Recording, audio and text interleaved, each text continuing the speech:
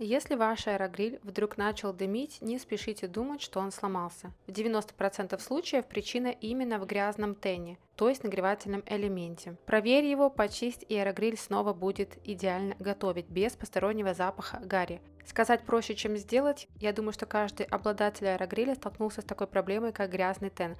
Ни производитель, никто не рассказывает, как его мыть, а если мы и начинаем мыть, то сталкиваемся с проблемой, что сделать это очень трудно из-за того, что туда никак не подобраться. Моему новому аэрогрилю 1 год, и спустя год я буду чистить тен своего аэрогриля. Досмотри видео до конца, и я покажу, какой метод я нашла наиболее эффективным для себя. Этот метод простой, удобный, легкий, и каждый сможет его повторить и очистить свой аэрогриль максимально чисто, насколько это возможно. Для начала давайте рассмотрим 5 причин, почему аэрогриль начинает дымить. Часто нам кажется, что пища пахнет посторонним запахом и как будто бы аэрогриль наш испортился и нужно его выкидывать. Но это зачастую не так. Первая причина, когда жир попал на тен, на нагревательный элемент сверху, это самая частая причина дыма и чего-то горелого. Когда жир или сок от еды попадает на нагревательный элемент, при высокой температуре он начинает гореть и дымить. Что же нужно делать?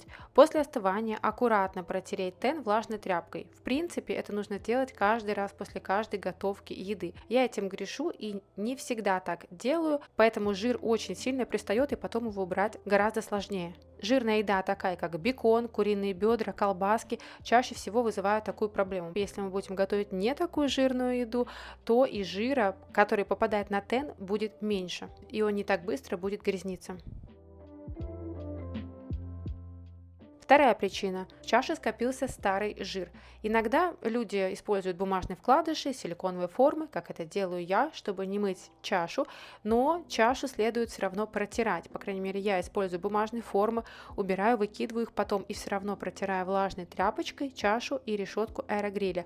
Это нужно для того, чтобы все равно убрать мелкие брызги или какие-то загрязнения, которые так или иначе будут появляться после приготовления любого блюда. Даже если вы запекаете хлеб, для тоста все равно какие-то крошки будут в чаше аэрогриля. И если вы не заметите и начнете готовить дальше, то эти крошки будут гореть и приставать к чаше. Третья причина – это редкая чистка тена. Я спустя год только буду чистить свой тен, до этого я редко его протирала. Жир постепенно накапливается и начинает гореть, поэтому появляется дым и запах. Лучше быстро протирать тен после каждой второй, третьей готовки. Вот вам отличный совет, как избежать глубокой чистки тена.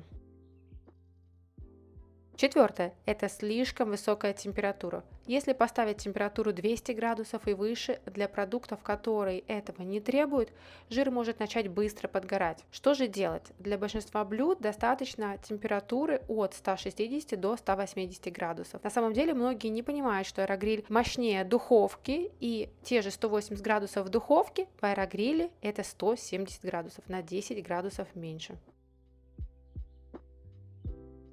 Пятая причина – это слишком много масла. Аэрогриль работает с минимальным количеством масла. Если добавить его слишком много, лишнее масло начинает капать вниз и дымить. Что же нужно делать? Использовать масло в спрее. Таким образом, вы добавляете масло минимальное количество, но продукты не обсушиваются, они готовятся. И у вас получается на продуктах легкая, такая незаметная дымка масла, которая не будет разбрызгиваться. Можно добавить буквально 1-2 чайные ложки маслом. В моей инструкции к моему аэрогрилю Cosori Dual Blaze так и написано 1-2, там, по-моему, столовые ложки указаны, масла максимально можно добавлять, не больше, иначе масло будет дымить.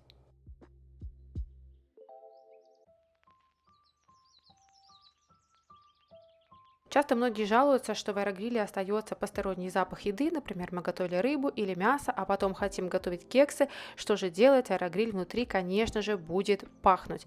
Я обычно делаю так, готовлю еду и просто после того, как я помыла чашу аэрогриля, помыла решетку, чистую чашу и решетку я не ставлю обратно на место в аэрогриль. Я кладу рядом на любое свободное место, и вот так в таком виде открытом аэрогриль у меня стоит сутки. Обычно любые запахи выветриваются, и аэрогриль можно утром вернуть на место. И поверьте, если вы будете готовить после рыбы кексы на следующий день, они не будут пахнуть рыбой. Также, как профилактика запахов посторонних, подойдет просто такой небольшой раствор В емкости налейте воду, добавьте немного лимонного сока или уксуса и попробуйте поставить подогреть. Этот метод подойдет тем, кто хочет освежить аэрогриль. Можно его просто протереть, и запаха не будет, такая, скажем, легкая базовая очистка аэрогриля между готовками, которая поможет вам поддерживать его в чистоте.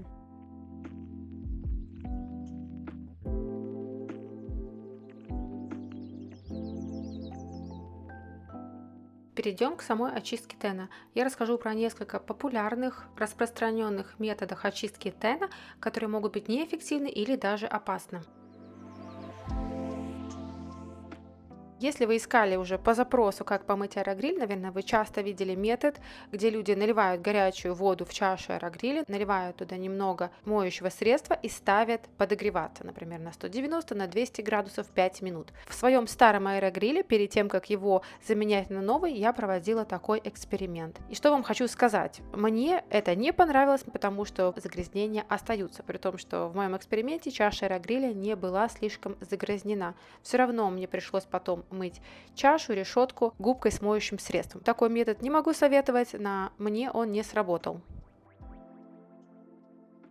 Есть более жесткий, агрессивный способ мыть аэрогриль при помощи таблетки для посудомоечной машины. Это очень рискованный способ. Таблетка для посудомойки содержит щелочь и активные химические компоненты. Эти вещества рассчитаны на посудомоечную машину, на грязную посуду, а не на нагрев внутри аэрогриля. Они могут повредить антипригарное покрытие чаши, к тому же пар поднимается прямо к тену. Когда вода с химией нагревается, пар попадает на нагревательный элемент, то есть тен, и со временем это может вызвать появление налета и повреждение защитного покрытия тена. И не все производители разрешают нагрев воды внутри. В некоторых моделях прямо прямым текстом указано не нагревать жидкость в чаше, поэтому читайте свою инструкцию к своей модели аэрогриля.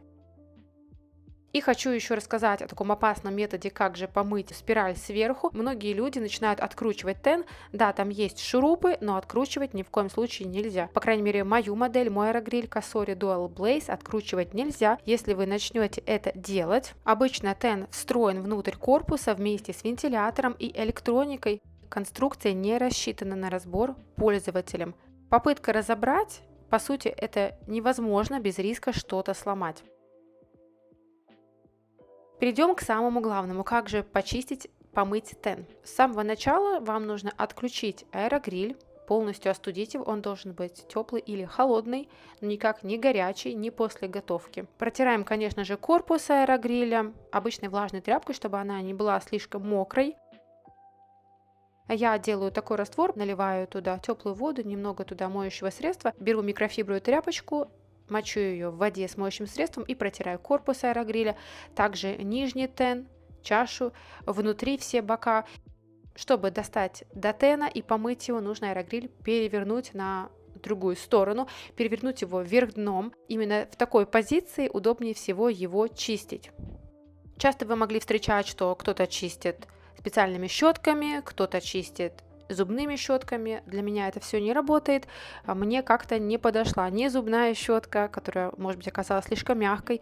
Я брала даже щетку более жесткой щетиной, которая не зубная, а именно для очистки там, в ванной, например. Все равно плохо отходит жир. Что для меня сработало? Самый важный вопрос. Обычная микрофибровая тряпочка, насухо отжатая от воды. Вода у меня с моющим средством. Получается очень много пены, но воды нет. Кстати, советую положить какие-то ненужные полотенца рядом с аэрогрилем, когда вы будете чистить тен, потому что вдруг, если у вас появится откуда-то вода, тряпку вы недостаточно выжали, то вы можете быстренько спасти ситуацию и убрать лишнюю воду вот этой вот сухой тряпкой или полотенцем. Как вы видите, вся грязь в основном под спиралью, внутри нее, по бокам. Там, где вентилятор, там грязи особо нет, жира нет, видимо, он крутится, и жир туда просто не долетает. Самое удобное, что я для себя нашла, это вот такая палочка для канапе. Когда-то давно я такие купила, они мне не подошли для закусок, потому что она слишком толстая.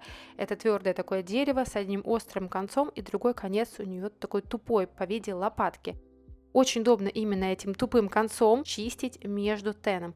Палочка довольно плотная, но в то же время она не повредит тен, она его не может никак изогнуть. Но палочка не мягкая, как, например, зубочистка, она у вас не сломается. Просто берем, обматываем вокруг такой палки для канапе закусок микрофибровую тряпочку, выжатую с моющим средством, и просовываем ее между теном и крутим вокруг, тем самым счищая весь жир. Важный момент: берите моющее средство такое хорошее, не берите, которое не пенится, которое плохо отмывает жирную посуду, берите такое мощное по типу, например, Fairy. Это очень простой метод, каждый сможет повторить. Если у вас такой нет, я думаю, какую-то другую палочку возможно найти, но для меня сработало именно это. Какие-то застарелые пятна можно убрать просто этим тупым концом палочки, потому что она не царапает покрытие, легко снимет застарелые жирные пятна. Я в итоге все почистила, но все же еще остались небольшие пятна, точечки жира, которые просто палочкой я не смогла убрать, и я решила сделать раствор соды. Раствор примерно 1 к 2. Я добавила 1 чайную ложку соды и 1 столовую ложку воды. Просто размешала, получилась такая каша с содой. И вот здесь пригодилась мне зубная щетка. Очень удобно взять этот раствор и просто нанести на те места, где пригорелый жир не сходит. Оставить примерно на 10 минут и потом аккуратно почистить при помощи той же палочки или при помощи просто тряпочки. Жир отходит чуть лучше. Но будьте внимательны, когда вы делаете содовый раствор, частички соды могут попасть внутрь, их будет довольно трудно убрать, поэтому только на внешнюю сторону вокруг тена советую такой раствор наносить. Когда вы закончили чистку моющим средством, смените воду, вода должна быть обычной, без моющего средства. Намочите тряпочку насухо, ее выжмите и пройдитесь, уберите остатки моющего средства, остатки соды, если они куда-то зашли в труднодоступные места. Для этого можно также использовать палочку. Просто пройдитесь по всем тем же местам между спиралями обычной мокрой тряпкой без средства, практически насухо выжатой. После влажной микрофибровой тряпочкой пройдитесь сухой тряпочкой, вытрите остатки влаги с тена аэрогриля. И самый последний шаг: нужно включить аэрогриль пустой, без ничего, просто разогреться, чтобы моющее средство где-то осталось. Это потом не соприкасалось с едой. Я ставлю на 180 градусов 5 минут, стандартный режим, аэрогриль или любой, какой у вас имеется. Что нельзя делать, когда вы моете тен? Нельзя лить воду на тен, нельзя использовать металлические губки, такие жесткие. Нельзя заливать аэрогриль жидкостью, тряпку очень хорошо отжимаем. Нельзя мыть горячий аэрогриль, я думаю, тут и так понятно. Если лить воду на горячий металл, жир может еще сильнее запечататься. Нельзя использовать слишком агрессивную химию, например, средства для духовки или посудомойки. Такие средства могут оставить химический налет, который потом дымит при нагреве. Нельзя откручивать винты на удачу. И, может быть, кто-то захотел, я вас расстрою, нельзя использовать пароочиститель. Можно загнать влагу в электронику, и таким образом у нас аэрогриль сломается и больше не включится. Расскажу вам о профилактике, что же делать, чтобы тен почти не пачкался. Раз в несколько готовок быстро протирать тен, пока он теплый, когда жир еще не успел запечататься. Не класть еду слишком плотно в чашу аэрогриля. Таким образом, жир активно разбрызгивается вверх на тен, и он загрязняется намного быстрее. Поэтому старайтесь готовить поменьше продуктов за один раз.